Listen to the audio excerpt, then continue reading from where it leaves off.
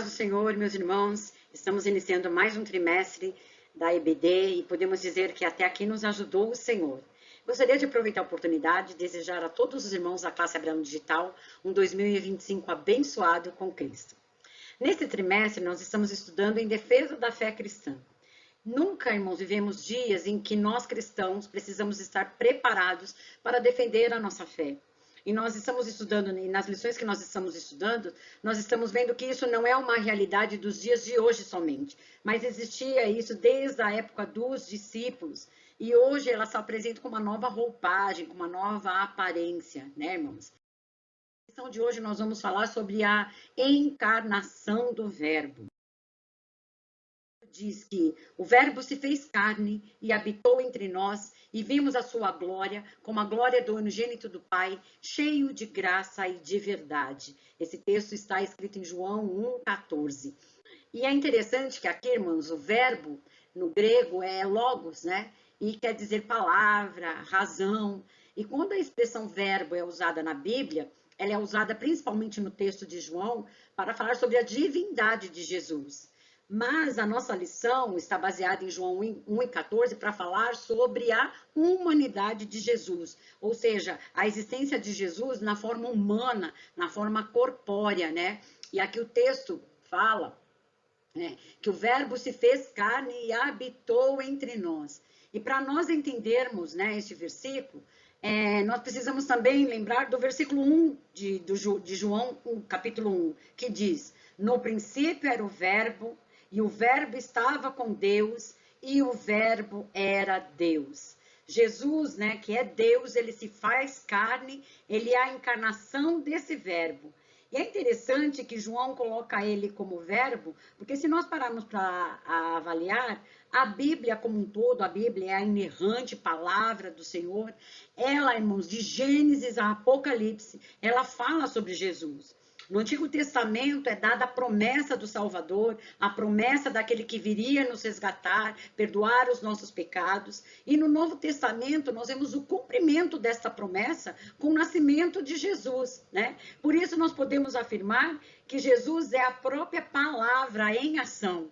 E isso não é nada mais do que o verbo indica ação, né? Movimento. E Jesus é a palavra, a própria palavra em ação. E é interessante, irmãos, que só o cristianismo comprova que Jesus é Deus e homem. E isso é fundamental para nós cristãos, para o cristianismo. Porque acreditar que Jesus foi homem, muitas religiões acreditam. Os muçulmanos acreditam que Jesus foi homem, mas não acreditam que ele é Deus. Os judeus acreditam também que Jesus foi um homem, mas também não acreditam que Jesus é Deus. O budismo diz que Jesus foi um homem com espírito evoluído e também não o reconhecem como Deus. Mas nós, como os cristãos, nós podemos, assim como Pedro, dizer que Jesus é o Cristo, o Filho do Deus vivo. E a nossa verdade prática diz que a vinda do Filho do Homem em forma humana é um fato presenciado por muitas testemunhas. Por isso, a negação da historicidade não se sustenta. E nós vamos vir aqui, ver realmente que isso não se sustenta aqui no decorrer da nossa aula. E é interessante que a aula vai falar sobre uma heresia chamada docetismo, né? É uma doutrina chamada docetismo, que é do grego dokel, que significa ter aparência. Em outras palavras, essa heresia, ela nega que Jesus teve um corpo físico. Todos eles falam que Jesus teve uma aparência de homem, mas não foi homem na verdade. E de vários seguidores dessa heresia, a lição destaca 3. E eu vou falar aqui desses 3. Cerinto, ele negava o nascimento virginal de Cristo. Saturnino ensinava que Cristo não nasceu, não teve forma nem corpo humano e foi visto de forma humana em mera aparência. A dar a entender que seria simplesmente um espírito, né? Jesus é espírito, Deus é espírito. Mas Jesus, enquanto esteve aqui na Terra, ele foi homem também. E nós vamos ver isso no decorrer da lição. E o terceiro, Marcião, negava que Cristo teve corpo humano, mas ele não sabe, na opinião dele, se era uma aparência ou uma substância etérica, era fluida. que ele não consegue afirmar nem se era uma matéria. Veja, irmãos, que eles negam a existência de Jesus em corpo humano, mas Marcião não consegue nem dizer o que seria. Daí nós vemos a tamanha confusão que eles criaram na época. E, irmãos, nós precisamos entender que isso aconteceu como uma tática do inimigo, porque o inimigo ele sempre tentou distorcer a palavra, distorcer a verdade, porque assim como está em João 8,44, ele é o pai da mentira. E João diz: vós tendes por pai ao diabo, e quereis satisfazer os desejos de vosso pai. Ele foi homicida desde o princípio, e não se firmou na verdade, porque não há verdade nele. Quando ele profere mentira, fala do que lhe é próprio, porque é mentiroso e pai da mentira. Por isso, irmãos, logo no início da igreja, o diabo levanta alguns homens para negar a existência física de Jesus. É uma pregar heresia. Heresias são crenças, práticas contrárias à Bíblia, com o intuito de afastar o homem da verdade, do caminho da salvação. Por quê? Porque ele é o pai da mentira. E o inimigo, ele não veio senão para roubar, matar e destruir. E se ele puder destruir, principalmente os salvos, esse é o maior objetivo do inimigo. E nós estamos estudando aqui para que nós não sejamos presas fáceis, né, irmãos? E é interessante, irmãos, que negar que Jesus teve um corpo humano é negar a própria salvação. Por quê, irmãos? Se Jesus não teve corpo físico, um corpo real, significa que ele não nasceu. Se ele não nasceu, ele também não morreu. Se não morreu, ele também não ressuscitou. E se ele não se ressuscitou, não tem esperança de salvação. É o que está aqui escrito em 1 Coríntios 15, do verso 1 ao 3 e do 17 ao 18, que eu vou ler aqui com os irmãos. Também vos notifico, irmãos, o evangelho que já vos tenho anunciado, o qual também recebestes, e no qual também permaneceis, pelo qual também sois salvos, se o retiverdes, tal como vos tenho anunciado, se não é que crestes em vão. Porque primeiramente vos entreguei o que também recebi, que Cristo morreu por nossos pecados, segundo as Escrituras. Aí o verso 17. E se Cristo não ressuscitou, é vã a vossa fé, e ainda permaneceis nos vossos pecados. E também os que dormiram em Cristo estão perdidos. Irmãos, não tem como, né? A maior certeza de que Jesus é o Salvador é o nascimento virginal, porque ele foi santo desde o nascimento. Foi a vida sem pecado, a morte de Jesus, o derramamento do sangue que nos purifica de todo pecado. Mas se ele não tivesse ressuscitado, irmãos, a obra não teria sido completa, porque a ressurreição de Jesus é a maior prova de que ele não teve pecado. Eu vou retomar esse assunto um pouco mais à frente. E se Jesus não foi homem, irmãos, ele não poderia salvar a humanidade, né? O apóstolo Paulo fala em Gálatas, né, que vindo a plenitude dos tempos, Deus enviou o seu filho, nascido de mulher, nascido sob a lei, para remir os que estavam debaixo da lei, a fim de recebermos a adoção de filho. Deus enviou o seu filho, né? Portanto, Deus enviou Jesus, nascido de mulher, né? Paulo chama isso, irmãos, a plenitude dos tempos. Por que ele usa essa expressão, na plenitude dos tempos? Porque o Salvador havia sido prometido desde o Éden, né? Desde o dia que o homem pecou, irmãos. Deus já havia traçado o plano da salvação, né? Em Gênesis 3,15, quando ele fala, né, o próprio evangelho, ele já anuncia a semente da mulher, que seria o Salvador do mundo. E lá vamos ler Gênesis 3,15, que fala: e porém inimizade entre ti e a mulher, e entre a tua e a sua semente. Essa te ferirá a cabeça, e tu lhe ferirás o calcanhar. A semente da mulher que feriria a cabeça, irmã, é um ser humano, ou seja, é Jesus, um nascido de mulher que veio para remir o mundo dos seus pecados. E essa promessa, ela é plena, né? Ela é plena com o nascimento de Jesus através de Maria. E é interessante, irmãos, que quando nós vamos estudando essa lição, nosso coração se alegra por ver a tão grande obra de Jesus, né? A tão grande obra da salvação que Jesus operou em nós. Quem não crê que Jesus é homem, irmãos, não está na verdade, né? Quem não crê, irmãos, por quê? Porque se Deus prometeu Jesus, e, né, nascido de mulher, semente da mulher, é como se eu dissesse que Jesus, Deus é mentiroso. E aqui em 1 João 5,10, tem um texto que diz exatamente isso. Quem crê no Filho de Deus, em si mesmo tem o testemunho. Quem a Deus não crê, mentiroso o fez, porquanto não creu no testemunho que Deus de seu Filho deu. Olha que interessante, irmãos. A gente fala que não creu que Deus, né? Fala que Deus faz Deus de mentiroso quando a gente não crê que Deus deu o seu Filho. E isso, irmãos, é a Bíblia que está dizendo. Então, quem não crê que Jesus é homem, não está na verdade. Não nega o próprio Deus, porque Jesus foi prometido pelo próprio Deus. E Jesus, irmãos, como Deus, ele é eterno. Mas como homem, ele teve um princípio. É interessante, irmãos, que o homem é fruto da fecundação do óvulo por um espermatozoide, né? É a concepção do ser humano. Mas Jesus, o versículo lá de João fala que o verbo se fez carne. Jesus se fez carne, ele não foi fruto de uma fecundação. Porque como diz aqui o texto de Lucas, Maria não tinha conhecido o varão até antes de ter concebido Jesus. E o texto diz que Jesus foi gerado pelo próprio Espírito Santo no ventre de Maria.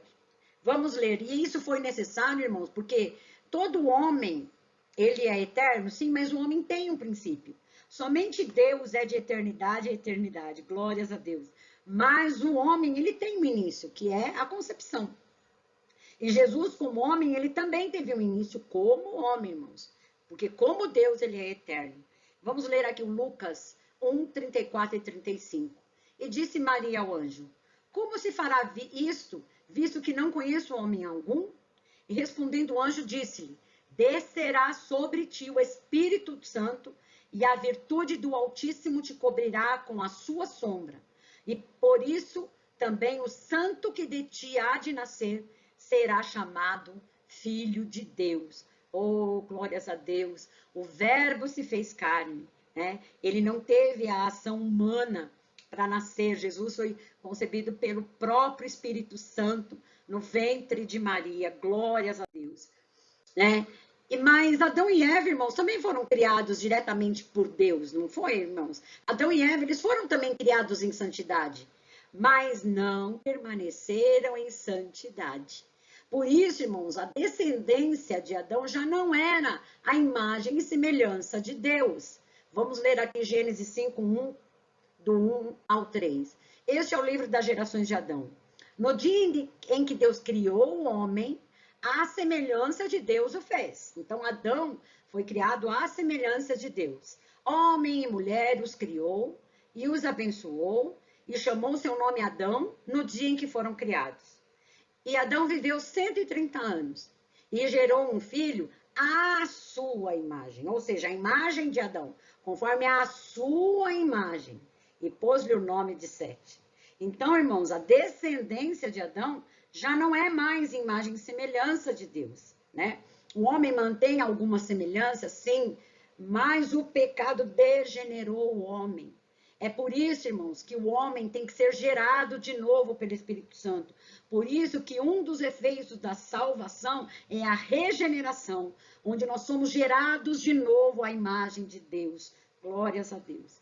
Mas veja, irmãos, que a descendência de Adão e Eva já não é mais a semelhança de Deus. E por isso, irmãos, que as religiões criadas pelos homens, elas também são falsas, porque o homem pecou, foi afastado de Deus, e por isso todas as demais religiões, elas nascem da cegueira do homem. Pode ver, irmãos, que a única religião dada pelo próprio Deus é o cristianismo. A única que Deus prometeu, o Salvador, foi através do cristianismo, que foi Jesus. Nenhuma outra religião que põe um outro Salvador é verdadeira, irmãos, porque tem origem no próprio homem. Somente o cristianismo tem origem no próprio Deus. É por isso que nós podemos afirmar que é a religião que leva a Deus, né? E aí o texto de Romano diz como é que nascem essas religiões. Vamos ler aqui, irmãos. Porquanto, tendo conhecido a Deus, não o glorificaram como Deus, nem lhe deram graças. Antes, em seus discursos se desvaneceram, e o seu coração insensato se obscureceu.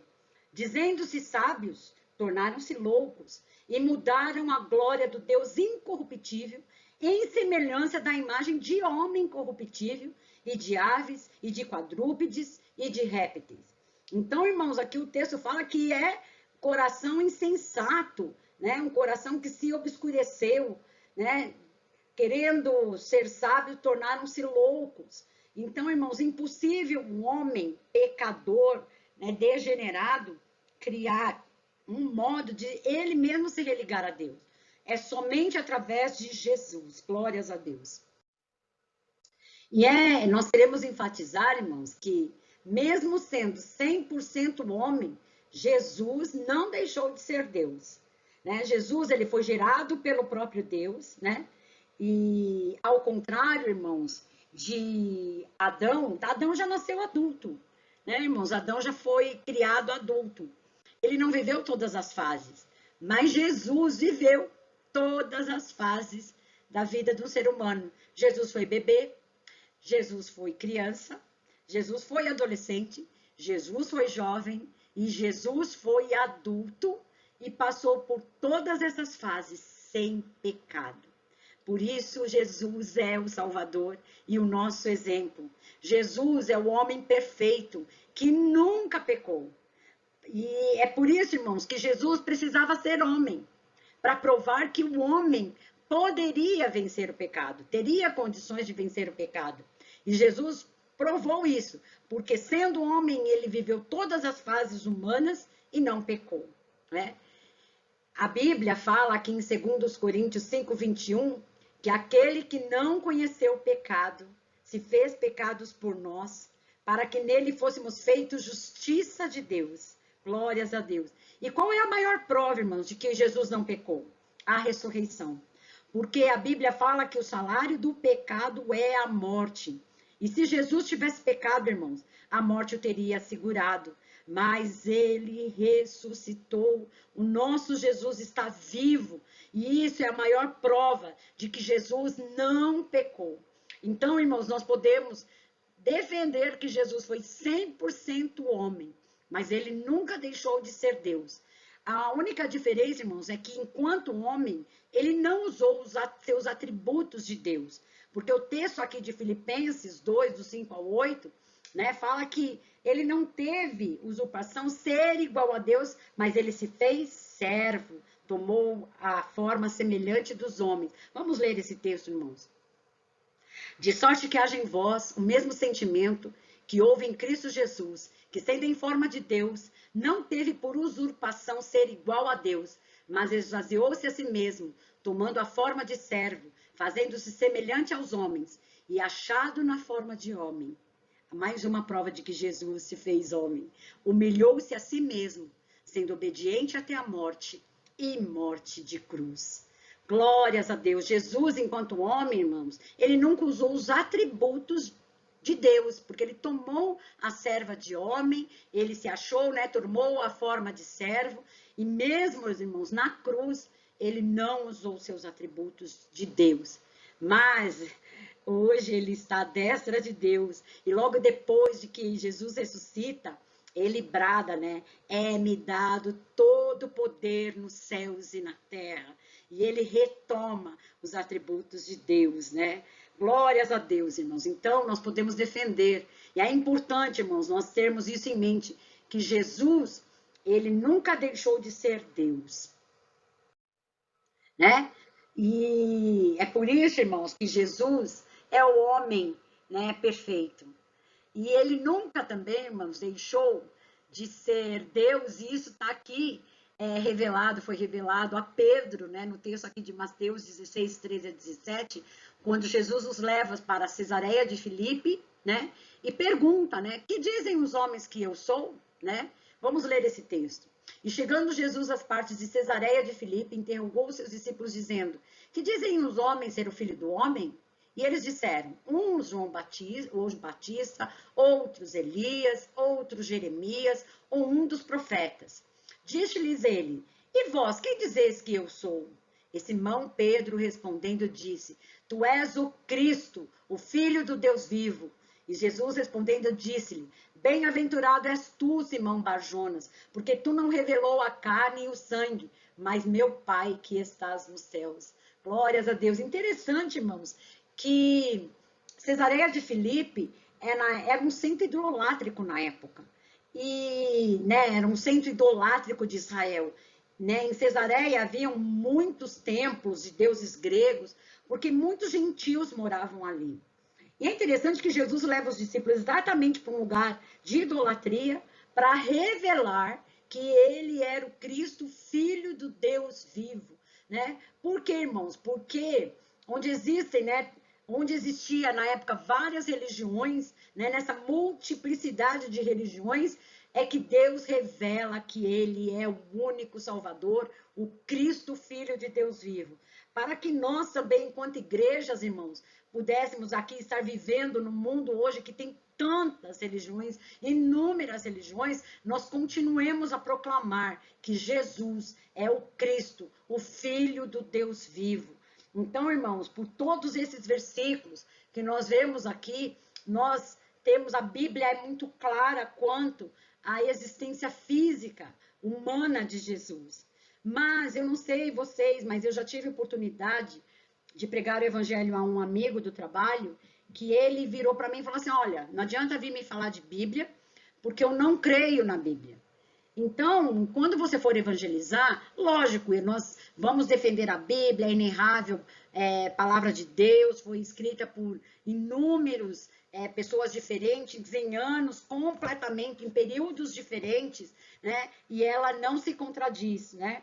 Tem evidências arqueológicas, bíblicas, que comprovam inúmeros fatos bíblicos. Mas é importante nessa lição que você também tenha evidências históricas, né? E eu trouxe aqui algumas evidências para que você mostre para os seus alunos, porque você pode se deparar com pessoas que queiram evidências além da Bíblia, né? E as evidências que eu vou mostrar só servem para mostrar que a Bíblia é correta, é real e verdadeira. E aí, né, eu trouxe aqui alguns historiadores que falaram sobre a existência de Jesus. E o primeiro que eu quero falar é Flávio Joséfo. Flávio Joséfo foi um historiador judeu que viveu na época de Jesus e em sua obra Antiguidades Judaicas, que foi escrita por volta do ano 93 e 94 depois de Cristo, ele diz: entretanto, existia naquele tempo um certo Jesus, homem sábio. Era fazedor de milagres, ensinava de tal maneira que os homens o escutavam com prazer.